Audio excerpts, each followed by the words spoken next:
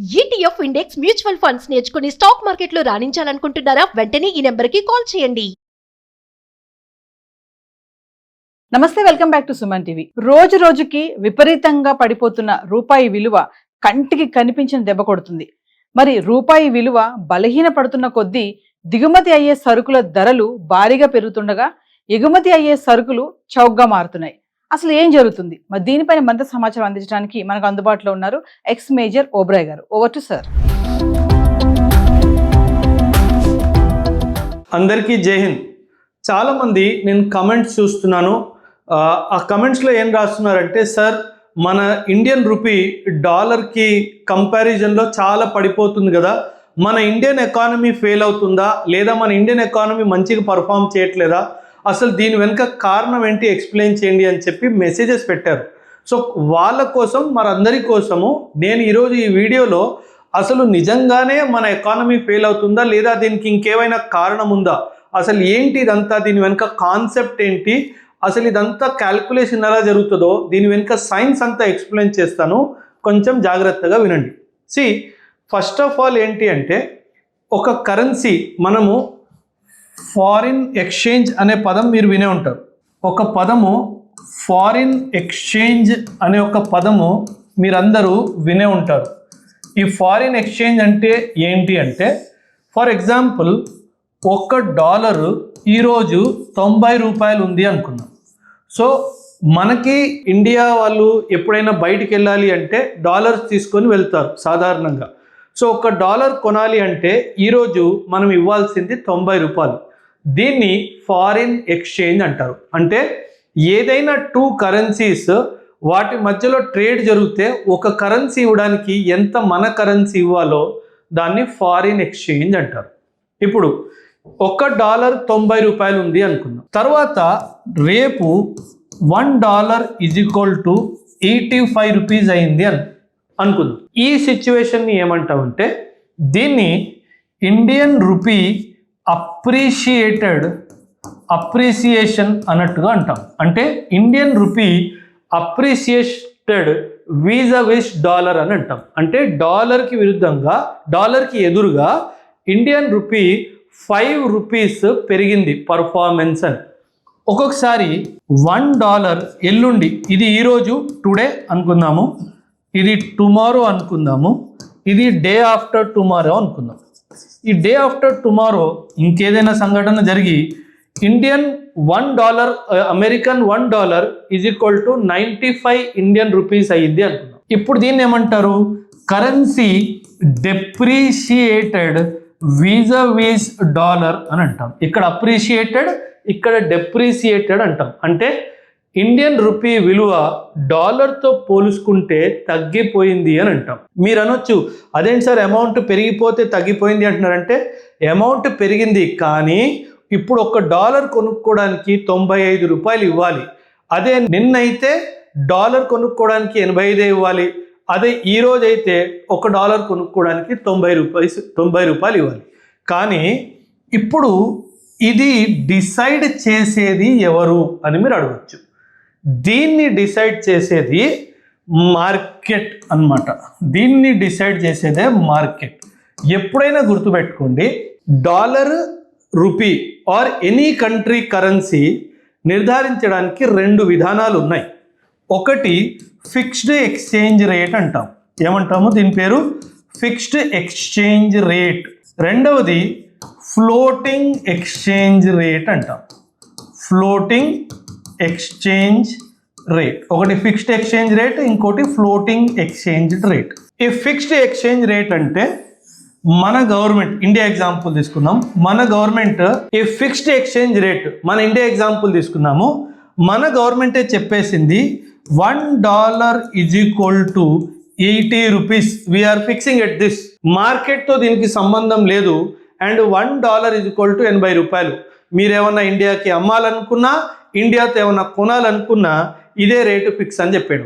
దీన్ని fixed exchange rate అంటారు. కాకపోతే ఇక్కడ గవర్నమెంట్ ఇంటర్వెన్షన్ ఉంది, అంటే గవర్నమెంట్ కంట్రోల్ చేస్తుంది అని అర్థం. 1990s వరకు ఇండియాలో ఫిక్స్డ్ ఎక్స్చేంజ్ రేటే జరిగేది. అంటే కొంచెం ముందు నుంచి, కానీ ఆ టైం వరకు ఇండియాలో ఫిక్స్డ్ ఎక్స్చేంజ్ రేటే జరిగేది. కానీ ఇంకొకటి ఫ్లోటింగ్ ఎక్స్చేంజ్ రేట్ అన్నమాట. ఇక్కడ మార్కెట్ ఇంపాక్ట్ చేస్తుంది ఈ ఎక్స్చేంజ్ రేట్ని. ఎలా చెప్తాను వినండి. ఫర్ ఎగ్జాంపుల్, మనం ఎప్పుడైనా సరే మార్కెట్ చూస్తే కనుక 3 ఫ్యాక్టర్స్ని చూడాలి. ఒకటి ప్రైస్, ఒకటి డిమాండ్, ఇంకోటి సప్లై. ఈ మూడింటిని డిటర్మినెంట్స్ ఆఫ్ మార్కెట్ అని అంటారు. Determinants of market demand, supply, price. ఎప్పుడైనా గుర్తుపెట్టుకోండి, ఒక ప్రోడక్ట్కి డిమాండ్ హై ఉంది అనుకుందాం అండ్ సప్లై కాన్స్టెంట్గా ఉంది అనుకుందాం. డిమాండ్ పెరిగింది, సప్లై కాన్స్టెంట్గా ఉంది, సప్లై పెరగలేదు. సో అప్పుడు ఆ ప్రోడక్ట్ యొక్క ప్రైస్ కూడా పెరుగుతుంది. ఒకవేళ డిమాండ్ తగ్గుతుంది, సప్లై కాన్స్టెంట్గా ఉంది అంటే మార్కెట్లో ఆ ప్రోడక్ట్కి డిమాండ్ లేదు కానీ సప్లై చేంజ్ అవ్వలేదు, అదే రూపంలో సప్లై అవుతుంది. అప్పుడు ఏమవుతుంది, ఖచ్చితంగా దాని ప్రైస్ పడిపోతుంది. ఎందుకంటే సప్లై ఎక్కువ ఉంది, డిమాండ్ పడిపోయింది కాబట్టి. డిమాండ్ నార్మల్గా ఉంది, పెరగలేదు, ఎక్కువ అవ్వలేదు, సప్లై కూడా అదే విధంగా ఉంది అనుకోండి, ప్రైస్ కూడా స్టేబుల్గానే ఉంటుంది. కానీ అమెరికన్ డాలర్ విషయంలోకి వచ్చేసరికి కొన్ని విషయాలు దీన్ని ఇంపాక్ట్ చేస్తాయి. అమెరికన్ డాలర్ డిమాండ్, ఇంటర్నేషనల్ మార్కెట్లో కరెన్సీ రేట్స్ ఎలా ఫ్లక్చువేట్ అవుతాయంటే డిమాండ్ సప్లై బేస్ చేసుకొని. ఇప్పుడు అమెరికన్ డాలర్ ప్రపంచం అందరికీ కావాలి. ఇక్కడే చిక్కుంది. అమెరికా ఇక్కడే గేమ్ ఆడింది, వరల్డ్ మొత్తంతో గేమ్ ఆడేసింది. వరల్డ్లో, ప్రపంచంలో డాలర్ అందరికీ అవసరం ఉంది. ఎందుకు అవసరం ఉంది? ఎందుకంటే వరల్డ్లో ఇంటర్నేషనల్ బిజినెస్ మొత్తము దాదాపు డాలర్తోనే నడుస్తుంది. ఇప్పుడు ఒక కమాడిటీ ఈ డాలర్ అందరికీ కావాలి అన్నప్పుడు ఖచ్చితంగా ఇంటర్నేషనల్ బిజినెస్ వరల్డ్లో పెరుగుతుంది కాబట్టి ఈ డాలర్ యొక్క డిమాండ్ ఖచ్చితంగా పెరుగుతుంది. అండ్ అమెరికా తెలివిగా ఏం చేస్తుందంటే డిమాండ్ పెరుగుతున్నా సరే సప్లైని కంట్రోల్ చేయడానికి ప్రయత్నిస్తుంది. సప్లైని కంట్రోల్ చేసింది, డిమాండ్ మాత్రం పెరుగుతూ ఉంది. అప్పుడు డాలర్ విలువ ఏమవుతుంది?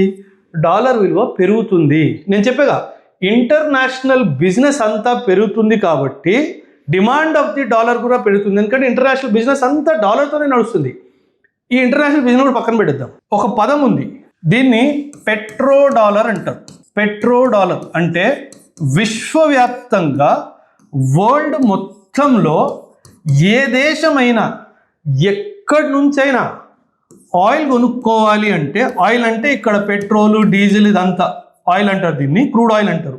పెట్రోలు, డీజిల్ ఏ దేశమైనా వరల్డ్లో ఎవరి నుంచైనా ఆయిల్ కానీ పెట్రోల్, డీజిల్ కొనుక్కోవాలంటే అది ఖచ్చితంగా డాలర్లోనే డీలింగ్ జరగాలి. దాన్నే పెట్రో డాలర్ అంటారు. మనందరికీ తెలుసు ఆయిల్ ప్రతి ఒక్క ఎకానమీకి ఇంపార్టెంట్ అండ్ ప్రతి ఒక్క ఎకానమీ వరల్డ్లో గ్రో అవుతానే ఉంది. అంటే ఏంటి, వాళ్ళ ఆయిల్ ఇంపోర్ట్స్ పెరుగుతానే ఉన్నాయి. అంటే వాళ్ళ డాలర్ రిక్వైర్మెంట్ పెరుగుతానే ఉంది. అంటే వాళ్ళ డాలర్ డిమాండ్ పెరుగుతానే ఉంది. అంటే ఏంటి అర్థము, ఇక్కడ డాలర్ డిమాండ్ పెరుగుతానే ఉంది కానీ అమెరికా వాడు సప్లైని కంట్రోల్ చేస్తున్నాడు కాబట్టి వాళ్ళ డాలర్ ప్రైస్ పెరిగిపోతుంది. అందుకే ఎప్పుడైతే ఇది జరుగుతుందో నా రూపీ బాగా పర్ఫామ్ చేయట్లేదు కాదు, వీడు కంట్రోల్ చేస్తుండడం వలన వీడి డిమాండ్ పెరిగిపోతుంది అండ్ వీడి డిమాండ్తో పాటు వీడి ప్రైస్ కూడా పెరిగిపోతుంది. అందుకే it is not that Indian rupee is not performing, it is that the demand for the dollar is increasing. అందుకే the price of rupee is falling. నా ఎకానమీ వీకేం కాదు, one of the strongest economies in the world today, proudly చెప్తాను. And one of the most stabled economies in the world. America వాడు 50% tariff విధించిన తర్వాత ఏ economy కూడా తన కాళ్ళ మీద నిల్చోలేదు. కానీ మనం ఫరక్ పడదు అని చెప్పేసి ధైర్యంగా వాడిని అడుక్కోకుండా ధైర్యంగా దాన్ని కూడా ఫేస్ చేసాము. ప్రపంచంలో మొట్టమొదటి ఎకానమీ మన ఇండియాది. ఎందుకంటే మనం మార్కెట్లో అంత స్ట్రెంగ్త్ ఉంది కాబట్టి. ఇప్పుడు మనం ఏమంటున్నాము, అమెరికన్ డాలర్కి డిమాండ్ ఎక్కువ ఉంది కాబట్టి వాడు సప్లైని కంట్రోల్ చేస్తున్నాడు కదా, అందుకే వాడు ప్రైస్ పెరిగిపోతుంది అన్నాం. ఇప్పుడు ఆర్బీఐ ఏం చేస్తుందంటే చాలా తెలివిగా, ఎందుకంటే వీడు సప్లైని కంట్రోల్ చేస్తున్నాడు. మన ఆర్బీఐ దగ్గర ఫారిన్ ఎక్స్చేంజ్ రిజర్వ్స్ ఉంటాయి, మనందరికీ తెలుసు. దాదాపు $700 బిలియన్ ఫారిన్ ఎక్స్చేంజ్ రిజర్వ్స్ ఉంది. అప్పుడు ఆర్బీఐ ఏం చేస్తుంది, ఆ రిజర్వ్స్ నుంచి కొన్ని డాలర్లు తీసి ఇంటర్నేషనల్ మార్కెట్లో డంప్ చేస్తుంది. ఈ ప్రాసెస్ని మార్కెట్ ఇంటర్వెన్షన్ అంటారు. ఈ ప్రాసెస్ని ఏమంటారు, మార్కెట్ ఇంటర్వెన్షన్. సో ఇప్పుడు ఏమవుతుంది, సప్లై పెరుగుతుంది. ఎవరు సప్లై, డాలర్ సప్లై పెరుగుతుంది. ఎందుకంటే ఆర్బీఐ ఏం చేసింది, తన దగ్గర ఉన్న డాలర్స్ని తీసుకెళ్ళి ఇంటర్నేషనల్ మార్కెట్లో డంప్ చేస్తుంది. ఇప్పుడు సప్లై పెరిగింది, డిమాండ్ కూడా పెరిగింది, దానికి తగ్గట్టుగా సప్లై కూడా పెరిగితే అప్పుడు ప్రైస్ ఏమవుతుంది, ప్రైస్ ఈక్విలిబ్రియంకి చేరుకుంటుంది. సో దీన్ని ఆర్బీఐ చేసే పనిని మార్కెట్ ఇంటర్వెన్షన్ అంటారు. సో మీరు న్యూస్లో వింటారు, RBI dumped $17 billion in the market, RBI dumped $10 billion in the market. అదంతా దేనికి, మార్కెట్ ఇంటర్వెన్షన్ చేస్తారు. దేనికి, ప్రైస్ని ఈక్విలిబ్రియం చేయడానికి. సో ఖచ్చితంగా డాలర్ విలువ పెరిగింది అంటే, నా ప్రైస్కి విరుద్ధంగా డాలర్ విలువ పెరిగింది అంటే నా కరెన్సీ బాగా చేయట్లేదని కాదు, వీళ్ళు కావాలని చెప్పి దీన్ని ఆర్టిఫిషియల్ ఇన్ఫ్లేషన్ అంటారు. ఇన్ఫ్లేషన్ కాదు, ఆర్టిఫిషియల్ ఇన్ఫ్లేటింగ్ అని అంటారు దీన్ని. సో వీళ్ళు కావాలని ఆర్టిఫిషియల్గా దీన్ని ఇన్ఫ్లేట్ చేస్తారు. ఒక కరెన్సీ యొక్క విలువ చాలా ఫ్యాక్టర్స్ మీద డిపెండ్ అయి ఉంటుంది. కరెన్సీ యొక్క విలువ వచ్చేసి చాలా ఫ్యాక్టర్స్ మీద డిపెండ్ అయి ఉంటుంది. అందులో ముఖ్యంగా మన జీడిపి ఏంటి, అండ్ మన గ్రోత్ రేట్ ఏంటి, అండ్ ఇంకో విషయం ఏంటంటే ఫెడరల్ రిజర్వ్, అమెరికా యొక్క సెంట్రల్ బ్యాంక్ అన్నమాట. వీళ్ళు కూడా చాలాసార్లు మార్కెట్లో డబ్బులు తీసుకోవడము ఇవ్వడం చేస్తూ ఉంటారు. వీళ్ళు ఇంట్రెస్ట్ రేట్ని కూడా మ్యానిపులేట్ చేస్తారు. ఇంట్రెస్ట్ రేట్, వీళ్ళు ఇచ్చే ఇంట్రెస్ట్ని మ్యానిపులేట్ చేస్తారు. వీళ్ళు ఇంట్రెస్ట్ రేట్ పెంచారు అనుకుందాం, అప్పుడు ఏమవుతుందంటే ప్రపంచం మొత్తం నుంచి మనీ విత్డ్రా చేసి వీళ్ళు వెళ్ళి ఫెడరల్ రిజర్వ్లో ఇన్వెస్ట్మెంట్ చేస్తారు.